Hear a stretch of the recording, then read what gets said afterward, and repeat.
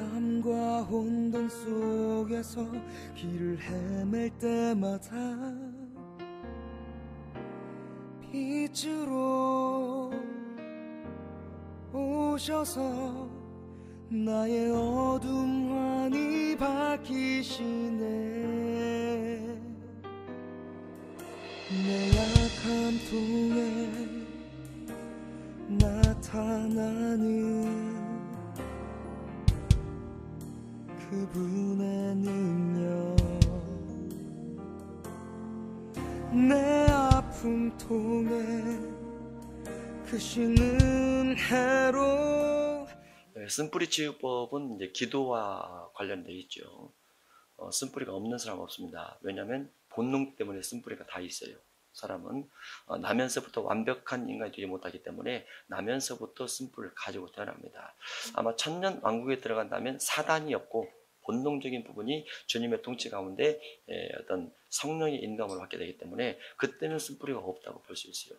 주님의 나라에서도 쓴뿌리가 없다고 봐야죠. 왜냐하면 상처 주는 사람도 없고 상처 받을 사람도 없어요. 주님의 나라에서는. 그러나 이 땅 가운데 태어나는 모든 사람은 육신의 본능 가지고 나면서 어떤 사단의 미혹을 받는 부분, 사단의 지배를 받는 부분 때문에 다 쓴뿌리를 안고 태어납니다. 안고 태어나고 안고 살아가게 되죠. 근데 우리가 교회를 다니게 되면 교회 속에서 무엇을 배우냐면 예의를 배웁니다. 교회 안에서 기도에 대한 예의도 배우고 또 성령에 대한 예의도 배우고 또 선포에 대한 예의라든가 여러 가지 예의를 배우죠. 목회자에 대해서, 성도에 대해서, 또 예배에 대해서, 또 예물에 대해서, 또 선교에 대해서, 구제에 대해서 여러 가지 예의를 배웁니다. 그런데 쓴뿌리 치유는 기도와 관련됐기 때문에 기도에 대한 예의 속에 어떤 내용이 있냐면은 마태복음 6장 33절에 그런즉 너희는 먼저 그의 나라와 그의 의를 구하라. 그리하면 이 모든 것을 너희에게 더하시리라 라는 기도의 원칙이 있어요.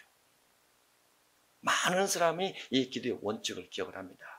기도의 원칙은 하나님의 나라와 하나님의 의를 구하는 거야. 하나님께서 기뻐하는 기도를 해야 되고 하나님께서 원하는 기도를 해야 되고 하나님의 뜻이 맞는 것을 기도를 해야 돼 하면서 하나님의 나라와 의를 구하는 기도를 꼭 해야 된다고 그렇게 생각을 하고 있습니다. 물론 우리 다 그렇게 생각을 하고 있죠. 먼저 그 나라와 그 의를 구해야 된다. 틀림없어요. 마태복음 6장에. 또 마태복음 22장 34절 이하를 보면 예수께서 사두개인들로 대답할 수 없게 하셨다함을 바리새인들이 듣고 보였는데 그 중에 한 율법사가 예수를 시험하여 묻되 선생님 율법 중에서 어떤 계명이 큽니까? 라고 묻습니다. 예수께서 이르시되 내 마음을 다하고 목숨을 다하고 뜻을 다하여 주 너희 하나님을 사랑하라 하셨으니 이것이 그거 첫째 되는 계명이요. 그래서 하나님 사랑이 첫째 계명이라고 예수님께서 말씀해 주십니다. 그리고 분명히 둘째도 있는데 둘째도 그와 같더니 내 이웃을 내 자신같이 사랑하라 해서 첫째와 둘째가 구분이 되어 있어요. 첫째는 무조건 하나님 사랑입니다. 둘째는 이웃 사랑입니다. 그리고 이웃을 사랑할 때 자신같이 살아야 된다라고 이렇게 되어 있어요. 그러면 이 부분을 가지고 우리가 기도를 한다면 하나님 사랑 부분을 먼저 기도하고 이웃 사랑을 두 번째 기도하고 내 자신을 제일 나중에 하죠. 그래서 사람들이 기도할 때 자신의 기도를 하지 않고 종부 기도만 하다가 자기 기도 못하고 돌아갈 때도 있습니다. 이렇게 말하는 사람도 있어요.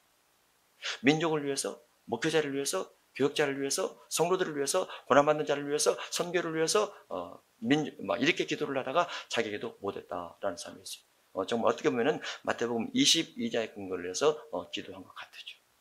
마태복음 22장 하나님 사랑, 이웃 사랑, 그 다음에 자신 사랑을 위해서 기도한 것 같습니다. 그런데 이 두 구절을 보면 그 말이 맞는 것 같아요. 그런데 요한일서 4장 20절을 보면 요한일서 4장 20절을 보면 누구든지 하나님을 사랑하노라 하고 형제를 미워하면 이는 거짓말하는 자라 라고 되어 있어요. 하나님 앞에 분명히 하나님 사랑을 첫 번째 삼아 기도하는데 형제를 미워하고 있는 상태에서는 하나님 앞에 거짓말하고 있다는 말이죠. 하나님 사랑이 첫 번째죠. 하나님 사랑합니다. 하나님을 위해서 내가 무엇을 할까요? 하나님의 나라와 의를 위해서 내가 무엇을 할까요? 라고 기도를 입으로 하고 있지만 형제를 미워하고 있을 경우는 이게 거짓말 기도라는 거죠. 그러면 하나님 사랑 기도를 먼저 해야 될까요? 형제와 미움 푸는 기도를 먼저 해야 될까요? 미움 푸는 기도를 먼저 해야 돼요. 이게 원칙입니다. 그래서 그 나라와 그 의를 구하라는 말씀이 정확하지만 그 나라와 그 의를 구할 때 우리 내면 속에 형제에 대한 원망과 미움이 있는 것을 먼저 제거한 다음에 하는 것이 맞아요. 그래서 하나님 사랑 부분도 하나님 사랑 먼저 해야 되지만 순서상으로는 그렇게 계명이 됐지만은 내 내면 속에 형제에 대한 용서 부분이 선행될 때 그 다음에 하나님 사랑으로 갈 수 있다 이렇게 볼 수 있죠. 자, 요한일서 4장 20절 더 보겠습니다. 누구든지 하나님을 사랑하노라 하고 그 형제를 미워하면 이는 거짓말하는 자니 보는 바 형제를 사랑하지 아니하는 자가 보지 못하는 바 하나님을 사랑할 수 없느니라. 보이는 형제를 사랑하지 않는 사람은 보이지 않는 하나님을 사랑할 수 없다. 그래서 하나님의 사랑이 거짓말이기 때문에 보이는 사람을 먼저 사랑해야 된다라고 되어 있습니다. 이 보이는 사람은 누구를 먼저 사랑해야 될까요? 말할 것도 없죠. 부부입니다. 부부가 1촌이라고 그랬죠. 2촌이 누굽니까? 부모, 자식입니다. 2촌이 부모, 자식. 3촌이 누굽니까? 부모에게서 난자죠. 형제에게서 난자. 부모, 형제에게서 난자. 4촌이 누굽니까? 그 다음에 사촌입니다. 5촌, 6촌 이렇게 되어 있죠. 8촌까지. 예. 보이는 가족을 사랑하지 않는 사람은 보이지 않는 하나님을 사랑하는 것이 거짓말이다. 거짓말이에요. 예, 그래서 기도 속에 반드시 이웃을 사랑하는 부분이 꼭 필요하고 그 속에 원수까지 사랑하는 것이 꼭 필요합니다. 21절 우리가 이 계명을 주께 받았나니 하나님을 사랑하는 사람은 또한 그 형제를 사랑할지니라. 명령이에요. 명령. 또 어떤 부분도 있냐면 마태복음 18장 33절도 있습니다. 내가 너를 불쌍히 여김과 같이 너도 내 동료를 불쌍히 여김이 마땅하지 아니하냐 하고 주인이 노하여 그 빚을 다 갚도록 그를 옥졸들에게 넘기니라. 너희가 각각 마음으로부터 형제를 용서하지 않냐면 하나님께서도 너희를 절대로 용서하지 않는다.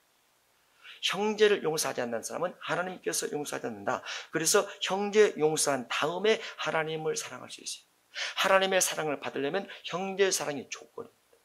조건. 형제를 사랑해야 하나님의 사랑을 받아요. 형제 사랑. 그러면 형제를 사랑하면 어떻게 됩니까? 형제를 미워하는 것을 내 안에서 치료해야 되는 거죠. 치료. 그게 원통기도를 통해서 치료하는 것이다. 이렇게 볼 수 있습니다. 원통기도에 단계가 있습니다. 단계. 순서는 그 나라와 그 의, 그리고 하나님의 사랑, 이웃 사랑, 내 사랑 이렇게 되어 있지만은 우리가 우리 자신을 치료해야 하나님의 사랑을 온전히 할 수 있기 때문에 우리 자신의 내면적 치료가 선행이 될 때 하나님의 사랑을 할 수 있다고 말이죠. 그래서 첫 번째 단계가 무엇이냐? 내 자신의 내면을 치료하는 내 자신 속에 있는 쓴뿌리를 치료하는 첫 번째 단계가 무엇이냐? 우리가 쓴뿌리 쭉 보면서 하나님에 대한 쓴뿌리, 가족에 대한 쓴뿌리, 성격에 대한 쓴뿌리, 물질에 대한 쓴뿌리, 교회에 대한 쓴뿌리, 목사님에 대한 쓴뿌리, 장로님의 쓴뿌리, 여러 가지 직분에 대한 쓴뿌리, 예물에 대한 쓴뿌리 이런 것들을 많이 살펴봤어요. 그동안에. 다 마음에 조금씩 누적이 돼서 우리 내면에서 커진 것이 분노가 되고 커진 것이 화가 되고 커진 것이 욱한 감정이 되고 커진 것이 성질이 돼서 내 인생을 다 방해를 하죠. 방해를 해요. 분노하게 되면 하나님이 오신 축복이 나를 다 비껴갑니다. 내가 발로 차거든요. 내가 발로 차요. 비껴가요. 비껴갈 수밖에 없어요. 왜냐하면 하나님께서 어떤 사람 복을 줄 때 천사를 통해서 주십니다. 천사를 보내시죠. 천사를 통해서 복을 주는데 욱한 감정이 오려면 천사가 접근을 못해요. 그 성질 때문에. 성질 다 막았어요. 그래서 내 영혼 속에 있는 감정, 상한 감정들을 치료하는 것이 아주 중요합니다. 중요한데 첫 번째 무엇을 해야 되냐? 나는 무슨 상한 감정이 있는가? 이것을 아는 게 중요합니다. 나는 어떠한 쓴뿌리가 있는가? 이걸 아는 게 아주 중요해요. 어떤 분은 상처 있게 살아왔습니까? 상처 없게 살아왔습니까? 그러면 없어요. 그럽니다. 아버지도 잘해주셨고 어머니도 잘해주셨고 형제들도 잘해줬고 저는 아주 귀한 집안에서 귀하게 복되게 쭉 자랐습니다. 그렇게 말을 합니다. 그런데 일상생활에서 대화를 할 때 보면 원망불평이 많아요. 삶이 안 풀어져요. 어떤 일을 만나면 욱하게 감정이 올라옵니다. 그러면 물어봐요. 뭐가 상처가 됩니까? 없습니다. 제가 다 이해를 합니다. 욱한 감정이 올라온 것이 내면에 축적되어 있는 거예요. 축적되어 있는 거예요. 그런데 사람들에게 예의를 지키느라고 그것을 포장을 합니다. 나는 다 이해를 한다. 그것은 포장이에요. 다른 말로 외식이라 볼 수 있죠. 그런 사람은 자기가 어떠한 쓴뿌리를 알지 어떠한 쓴뿌리가 있는가를 모르는 상태이기 때문에 치료받을 수가 없어요. 우리가 병원에 가면 제가 옆구리 가쁜데요. 옆구리 때문에 진단받으러 왔습니다. 그 말을 해야죠. 병원에 왔는데 의사가 어디 아프십니까? 모릅니다. 그럼 어디를 찍으란 말이죠. 모르죠. 전신 다 찍으면 비용이 많이 들어가죠. 그래서 내가 어떠한 쓴뿌리, 어떠한 단점, 어떠한 상처, 어떠한 과거의 경력, 이와 같은 것을 갖고 있는 것을 아는가? 이것이 아주 중요한데 대부분 사람들은 자기 것을 잘 모른다는 거예요. 내가 현재 상태에서 기억된 것만 한다는 거예요. 일부러 어떤 것을 나열해서 꺼내지 않으면 잘 모른다는 거예요. 모르니까 치료가 안 되고, 모르니까 덮어놓으려고 하고, 모르니까 이해해서 넘겨보려고 하고, 다른 사람에게 그런 부분을 가리려고 한다고 말이죠. 자, 왜 모르느냐? 보겠습니다. 계시록 2장 20절입니다.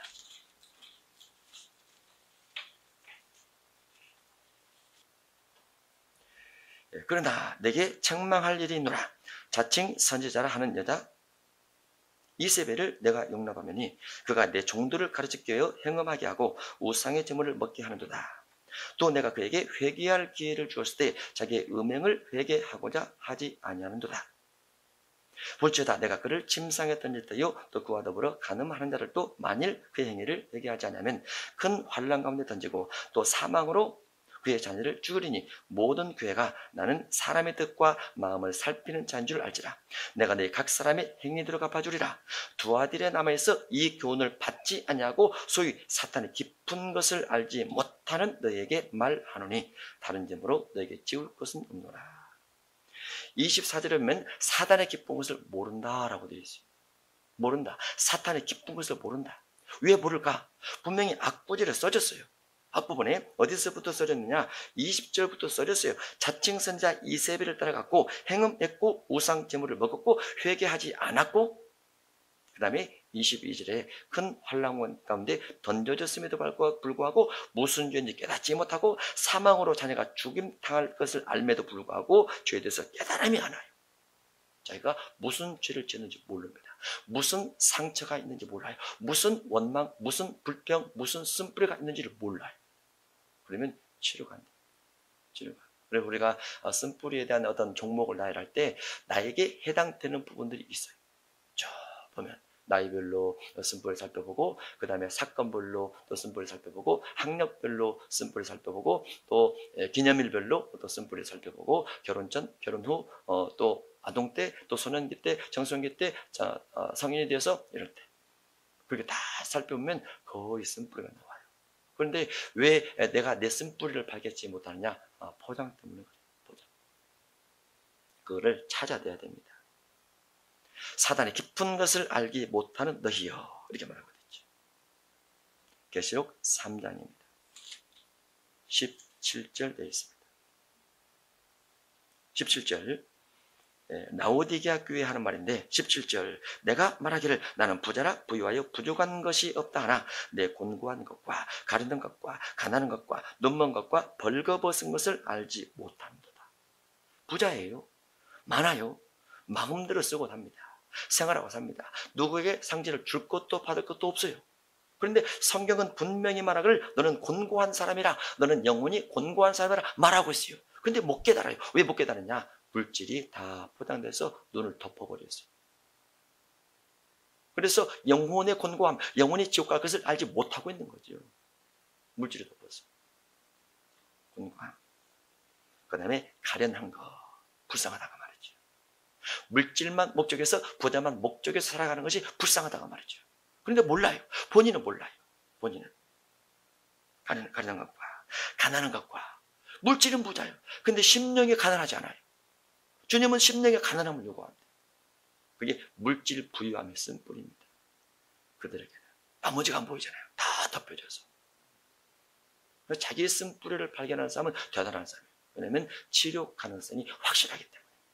정확하게 발견하고 확실하게 발견하는 사람은 치료가 확실하게 됩니다. 그러나 확실하게 발견하지 않는 사람은 자기 쓴뿌리를 치료할 수가 없어요. 잘못을 알아야 치료를 하죠. 사단 역사가 있었다는 걸 알아야 축사를 하죠. 내가 보니까 부족한 걸 깨달아야 하나님 앞에 간절히 간구할 수 있는 것이죠. 다 괜찮습니다. 넉넉합니다.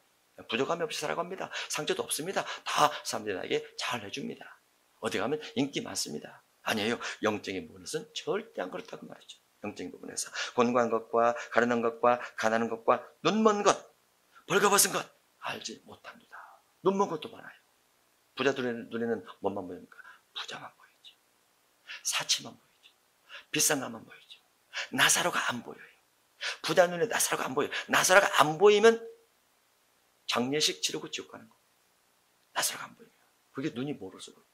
눈이 멀어서. 선교, 구제, 보이야 돼. 보이야. 눈먼 것과 벌거벗은 것.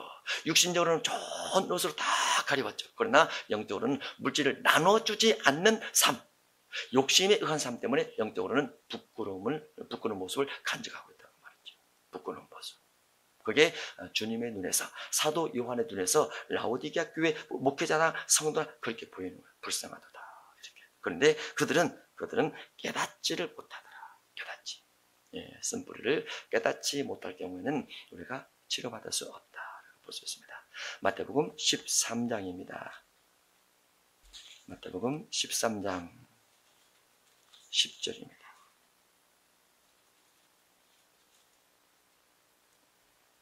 10절.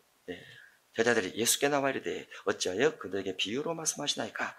대답하여 이르시되 천국의 비밀을 아는 것이 너희에게는 허락되었으나 그들에게는 아니 되었나니 무릇 있는 자라마다 넉넉하게 되되 없는 자는 있는 것도 빼앗기리라. 그러므로 내가 그들에게 비유로 말하는 것은 그들이 보아도 보지 못하며 들어도 듣지 못하며 깨닫지 못함이라. 눈이 가리워서, 귀가 가리워서 쓴뿌리가 무엇인지 몰라요. 다 가리워지면, 눈도 귀도 다른 사람의 말에 권면도 마음도 양심도 가리워지면 모릅니다. 모르면 교만하게 살아가게 되죠. 교만하게. 그러면 나중에 하나님의 진노만 있게 됩니다. 그런데 이와 같이 보이지 않고 들리지 않고 깨달지 못한 이유가 15절로 가면 고집이 세서 그런다라고 되어 있어요. 고집이 세서 그런다. 이 백성들의 마음이 완악하여져서 귀는 듣기도 하고 눈은 감았으니 얘는 눈으로 보고 귀로 듣고 마음으로 깨달아 돌이켜 내게 고침받을까 두려움이라. 마음의 고집이 세다, 악한 고집이 세다 하면 어떤 것을 보아도 선한 것을 모르고 어떤 것을 들어도 선한 것을 몰라요. 그래서 자기 자신의 주장이 지나치게 강한 사람은 그만큼 상처가 많이 있지만 자기가 안 보이는 겁니다. 자기가 안 보이면 변화될 수 없어요. 예수님께서 니고데모에게 너는 이스라엘의 선생으로서 이것을 알지 못하느냐? 사람이 거듭나야 주님 나라 볼 수 있고 주님 나라 들어갈 수 있느니라. 그러니까 어떻게 어머니 뱃속에 들어갈까요? 안 보이는 거예요. 안 깨달아지는 거예요. 거듭 태어났다는 것이 무엇인지 모르는 거예요. 거듭 태어나는 것은 성령의 본능 따라 사는 겁니다. 어머니 뱃속에서 나는 것은 육의 본능 따라 사는 것이고 육의 본능은 결과가 진노입니다. 그런데 성령의 본능 따라 살게 되면 결과가 성령의 열매가 되죠. 성령의 본능이기 때문에. 그런데 그것이 육의 본능이 잘못됐다고 못 느끼고 성령의 열매가 옳다라고 못 느끼는 거죠. 못 느끼고 다 덮여져서 자기 욕심, 자기 완악한 마음 때문에 그렇다라고 볼 수 있습니다. 눈이 가려지면 자신의 원통이 무엇인지 안 보인다 볼 수 있어요. 마태복음 7장입니다.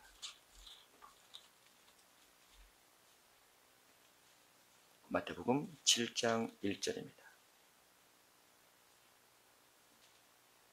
비판을 받지 아니하려거든 비판하지 말라. 다른 사람의 죄에 대해서 간섭하고 또 비난하고 비방하고 이와 같이 하는 것은 하지 말라고 말이죠. 너희가 비판하는 비판으로 너희가 비판을 받을 것이요 너희가 헤아리는 헤아림으로 헤아림을 받을 것이라 하면서 비판과 헤아림이 그대로 돌아온다라고 되어 있어요. 그러면 다른 사람이 나를 자꾸 비난하고 다닐 때 왜 비난하고 다니는가? 그 사람 나쁜 사람이야. 내가 잘못한 것도 없는데 자꾸 나를 비난하고 다녀. 왜 그런다고요? 내가 비판하기 때문에. 그게 되어 있죠. 내가 비판하기 때문에. 내 비판의 영성이 강하면 똑같은 역전현상이 생길 수 있어요. 한 집안이나 한 사회나 한 교회나 어떤 구성원의 주체를 끌어가는 사람이 누구냐면 영적으로 가장 센 사람이 끌어갑니다. 영적으로. 가장 큰 사람이. 그게 영적 현상이죠. 물론 육이 너무나 세다 보면은 육적인 부분이 너무나 세다 보면 영적으로 강한 사람이 질 때도 있어요. 그래서 어떤 교회가 욕심에 의해서 세상 방법 따라 이렇게 가는 부분도 있지만은 거의 믿음의 사람 한 사람의 강력한 연성에 의해서 집안 전체가 움직이게 되어 있어요. 흔히 그런 말을 하죠. IQ 150까지 사람 10,000명이 있어도 155까지 사람 1명을 못 이긴다. 신앙의 영성을 중심해서 하나님의 성령 능력받아서 살아가는 사람이 그렇지 않는 육의 본능 따라 살아가는 사람을 다 이길 수 있어요. 왜냐하면 성령이기 때문에. 그런데 그런 부분에 믿음을 가지고 가지 못하면 못 이깁니다. 간다면 이길 수 있죠. 간다고 하면. 그런데 가지 않고 육의 사람을 비판만 하게 될 경우는 절대로 집안을 걸어갈 수 없어요. 개인의 인생도 절대로 걸어갈 수가 없어요. 신약시대에 가장 좋고 행복한 것은 무엇이냐면은 구약시대에 없는 성령이 우리 육체 안에 들었다는 거죠. 그리고 그 성령이 나의 방언 기도를 들으시고 나의 삶을 인도해 가신다는 거죠. 어떠한 육의 사람이든지 어떠한 악의 사람이든지 어떠한 불의의 사람이든지 어떠한 불의의 집합지라도 성령을 통해서 이기게 만들어줘 간다는 거죠. 성령이. 그래서 신약시대는 성령이 제일 좋으신 분이에요. 예수님의 이름으로 오신 성령이 제일 좋으신 분이에요. 그분을 의지해서 기도만 하면 되니까. 기도만 하면. 엘리야가 50분장과 50인을 죽이는데 무기를 들지 않았어요. 그냥 기도만 했을 뿐이에요. 불 떨어뜨리라. 불 떨어져 죽어라. 불 떨어져 죽었어요. 바알 선지자 450명과 싸울 때 엘리야가 특별히 어떤 불 준비나 그런 거 잘 않았어요. 다만 기도했을 뿐이에요. 아브라함과 이삭과 야곱의 하나님 여호와여, 내가 주님의 종이 됨을 선포하게 하옵소서. 알려주옵소서. 여호와께서 하나님 되심을 알려주옵소서. 불을 내려주옵소서. 불이 내리는 거. 기도죠. 기도. 그때는 성령이 없음에도 불구하고 성령이 모든 삶에 보편적으로 없는 시대임에도 불구하고 어쨌든 기도 가운데서 엄청난 일들을 이루죠. 우리에게 있는 무기는 무엇입니까? 성령 통한 기도죠.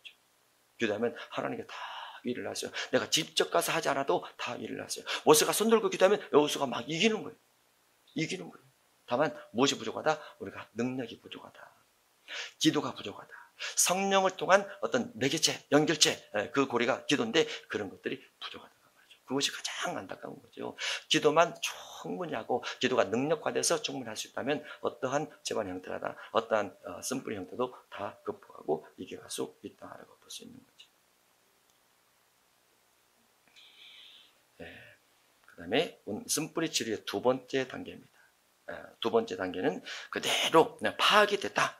내 슬픔, 내 단점, 내 원통 파악이 됐다. 장점도 단점도 파악이 된다 하면 그 다음에 원통 기도를 그대로 하는 겁니다. 기도를 그대로 하는 것이다.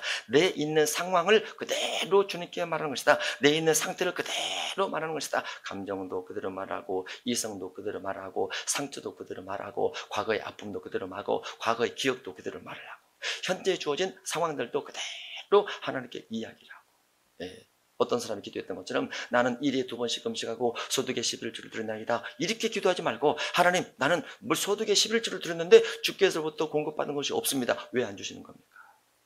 왜 다른 사람 주시고 내 창고는 텅텅 비게 만드는 것입니까? 이유가 무엇입니까? 내가 잘못했으면 깨닫게 하시고 내가 잘했다면 복을 주셔야 되지 않습니까? 그 기도가 현실적 기도예요. 현실의 기도. 그런데 사람들은 기도를 포장을 해요. 포장. 어떻게 그런 기도를 할 수 있느냐? 어떻게 따지는 기도를 할 수 있느냐? 어떻게 하나님께 반문하는 기도를 할 수 있느냐? 하면서 감사기도 하고 예쁜 척하면서 기도하고 고운 척하면서 기도를 하죠. 그런데 성경에 나와 있는 하나님의 사람, 성경에 나와 있는 하나님 앞에 응답받는 사람들은 현실적인 부분을 그대로 아뢰는 기도를 다 했다는 거죠. 감정을 상한 것을 가지고 그대로 기도를 했다는 것이죠. 그래서 대부분 응답받았어요. 대부분. 심지어는 죄인도, 심지어는 악인도, 심지어는 이스마엘도 응답받아요. 이스마엘이 응답받으면 절대 안 되잖아요. 그 중에서 중동주의라는 엄청난 배교자가 나오기 때문에. 그런데 하나님이 이스라엘에게도 하갈에게도 민족을 주리라라고 말해요. 왜냐하면 그가 믿음을 가지고 기도를 했기 때문에, 그가 그의 처한 상황을 하나님 앞에 그대로 이야기했기 때문에, 하나님, 나는 쫓겨났습니다. 나는 내 주인 사라로부터 쫓겨났습니다. 근데 먹고 살 길이 없습니다. 내 자녀가 저렇게 울고 있고 저렇게 탄식하고 있는데 어떻게 내가 먹고 살 수 있습니까? 아브라함의 하나님이여, 나를 살려주옵소서. 하나님께서 물을 떠들어서 나오게 하시고 먹게 하시고 돌아가라 말해주시고 후손에게 복을 주겠다고 말씀해 주시죠.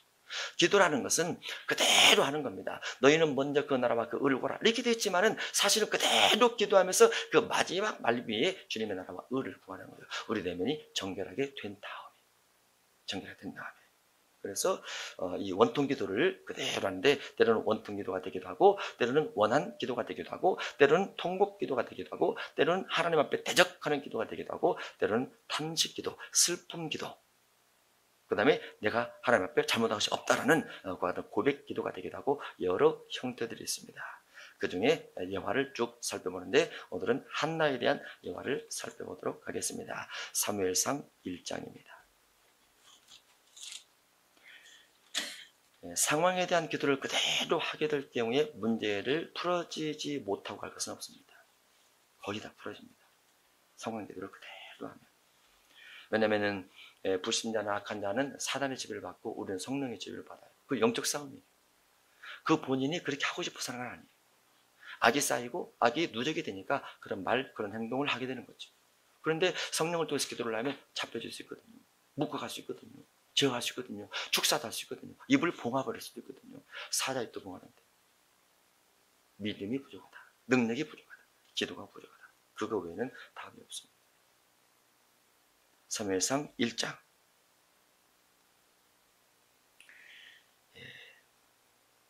5절부터 보겠습니다. 우리가 사무엘상 1장은 한나의 기도입니다.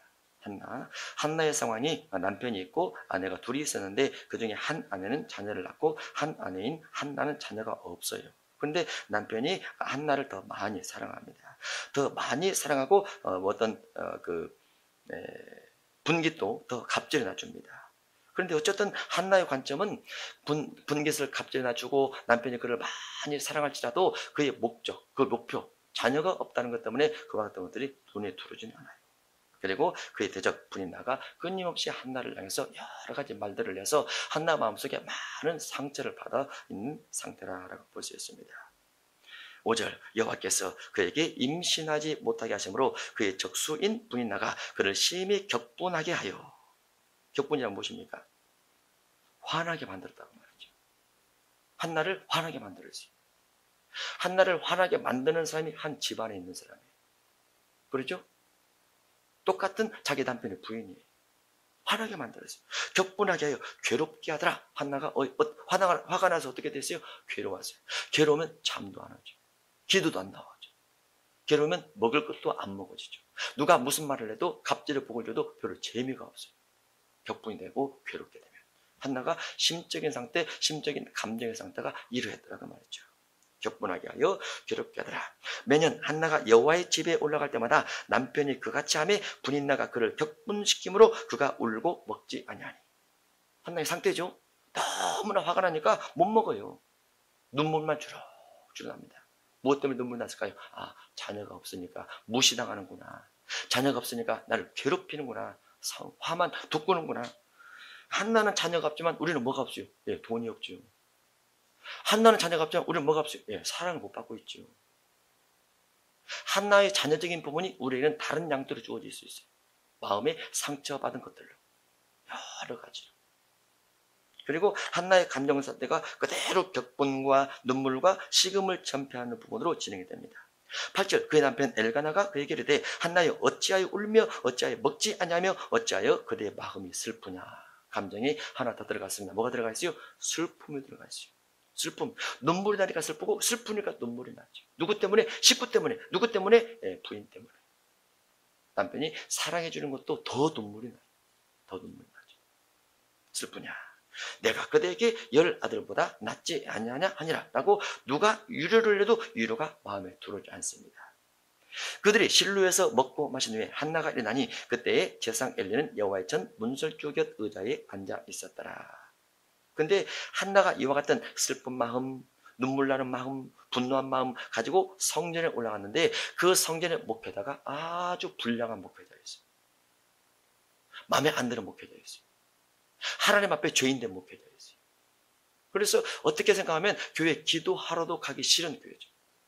기도 만나기 싫어하는 목회자죠. 목회자가 엘리 제사장에 있었기 때문에. 10절 한나가 마음이 괴로워서 여호와께 기도하고 통곡하며 괴로운 것을 그대로 표출시킵니다. 그러면서 눈물을 흘리죠. 괴로움이 없으면 눈물이 안 나요. 기쁨이 있으면 눈물이 안 납니다. 행복하면 눈물이 안 나요. 근데 괴롭고 화가 나고 그러니까 눈물이 나는 거지.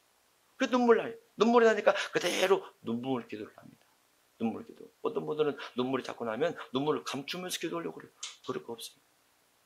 표출시켜서 기도하는 겁니다. 슬픔을 내놓으면서 기도를 하는 거예요. 내놓으면서. 예. 통곡하며 서원하일 때, 구약은 서원이 가능하죠. 신약은 안 되지만은 서원하일 때 만군의 여호와여. 왜 한나가 만군의 여호와라고 할까요? 자기 대적이 있어요. 분인나. 자꾸 자기를 대적하고 괴롭히고 화나게 만드니까 하나님을 부를 때 싸우는 하나님이요 그러는 거죠. 싸우는 하나님이요. 만군의 여호와여. 나 대신 싸우면 안 됩니까? 내 대신 이게 좀 안 됩니까? 내게 자녀 좀 안 됩니까? 그래서 만군의 여호와를 부르는 거죠. 만군의 여호와여. 만일 주의 여종의 고통을 돌아보시고 여종의 고통을 돌보시고 자녀 없는 고통, 대적받는 고통을 돌보시고. 그러면 한나의 기도가 무슨 기도하고 있어요? 고통에 대해서 그대로 아뢰는 기도를 하고 있어요. 그게 원통 기도입니다. 고통을 그대로 알아라. 내가 처한 환경의 고통을 그대로 알아라. 내가 처한 슬픔을 그대로 알아라. 내가 화가 난 것을 그대로 알아라. 하나님 누구누구 때문에 엄청 화납니다. 하나님 누구누구 때문에, 무슨 물질 때문에, 무슨 환경 때문에 나는 화가 아주 많이 났습니다. 그런데 여기서 하나 주의할 것, 이 한나가 자기를 대적한 그 분인나를 향해서 화를 낸 것이 아니라는 거. 분인나를 향해서 울고 통과한 것이 아니라는 거. 그 내용 가지고 어디로 갔어요? 성전으로 갔어요. 누구에게? 하나님께 기도하기 위해서. 그래서 원통은 사람에게 푸는 것이 아니고 하나님께 푸는 것이라고. 하나님께 푸는 것. 이게 아주 중요해요. 사람에게 풀면 풀름 그 상대방이 또 감정이 생깁니다. 그리고 상대방의 감정이 생기면 나도 똑같은 다시 그 재앙을 만나요. 감정을 또 만나요. 그래서 상한 감정은 사람에게 푸는 것이 아니고 반드시 하나님께 푸는 것이다 라고 볼 수 있어요. 서원하리되 만군의 여호와여, 만일 주의 여종의 고통을 돌보시고 나를 기억하사 주의 여종을 잊지 아니하시고 주의 여종에게 아들을 주신다고 하면 내가 그의 평생에 그를 여호와께 드리고 삭도를 그의 머리에 대지 않겠나이다 하면서 서원 기도를 하는데 나실인 서원 기도를 합니다. 나실인 서원 기도. 아마 이 한나가 그동안에 어떤 자녀 없는 것 때문에 괴로움 당하고 격분 당하고 이런 것 때문에 많이 기도를 했을 거예요. 그런데 이 마지막 부분에서 서원기도를 하죠. 그리고 서원기도가 나중에 바로 이루어집니다.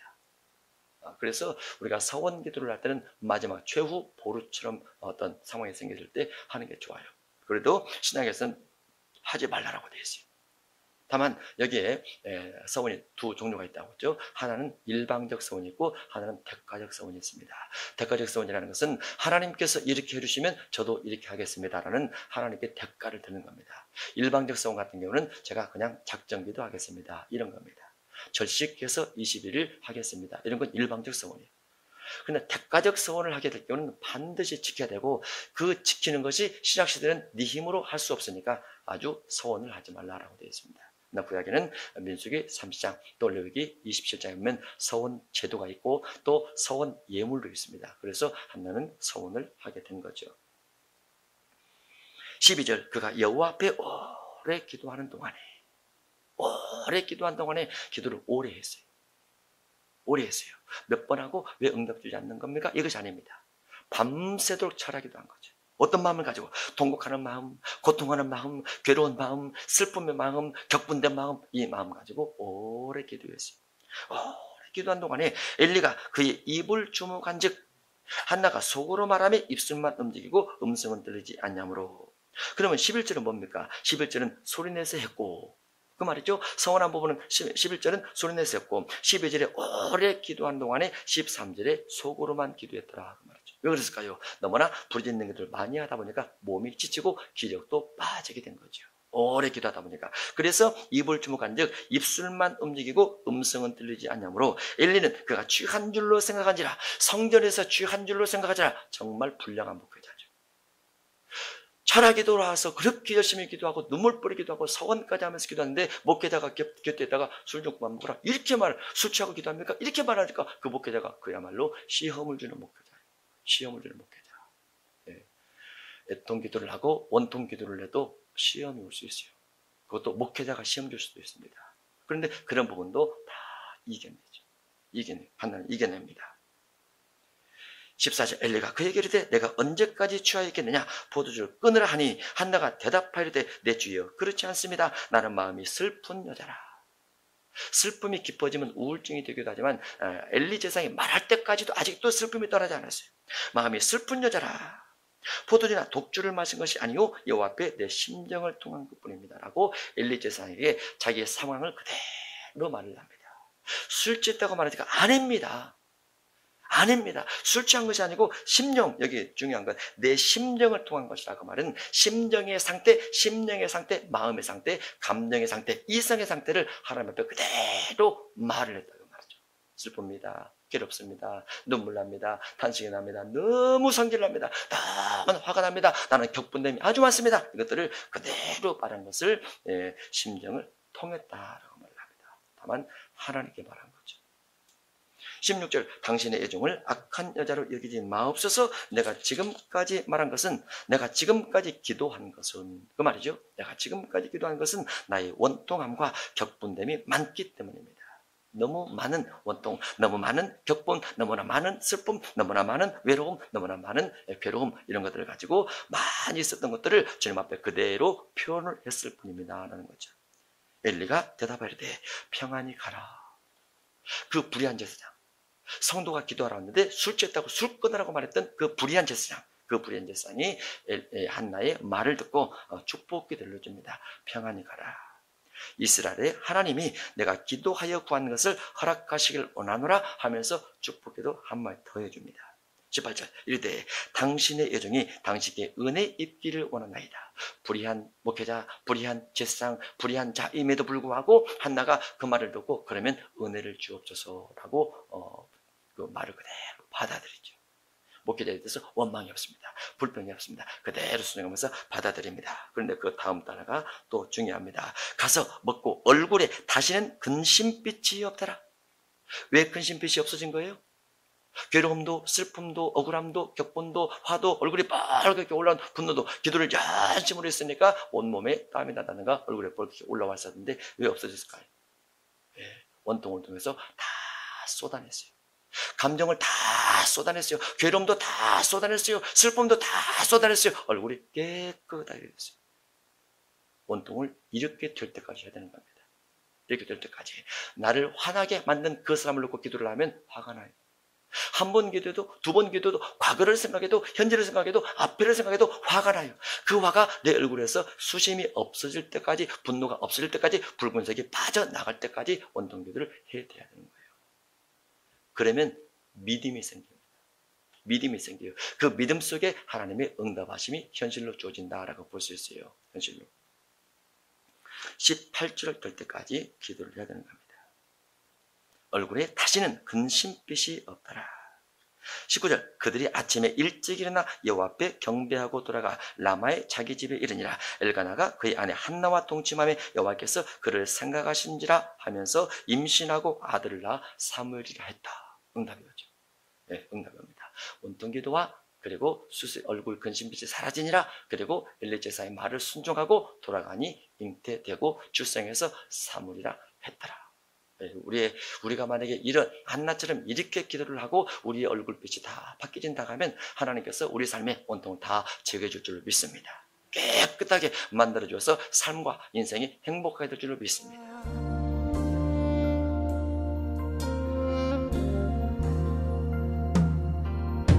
어떠한 말로도 내 맘 위로받지 못할 때 삶의 무게가 나를 짓누르더라도 변함없는 사랑으로 모든 괴로움 허무시네.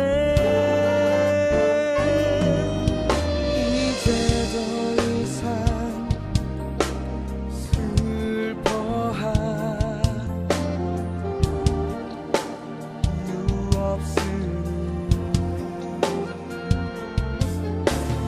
나의 작은 한숨마저도 듣고 계시는 하나님, 주님의 손 놓지 않으리. 은혜로 인도하시는 발걸음, 그의 흐름, 부활하신 말씀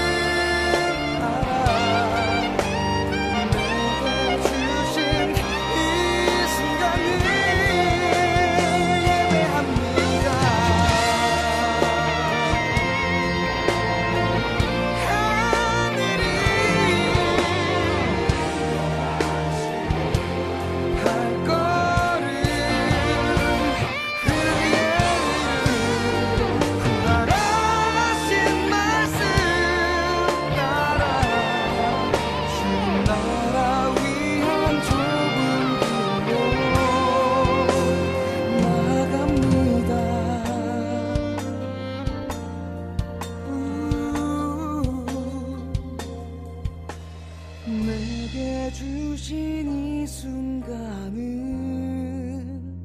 예배합니다.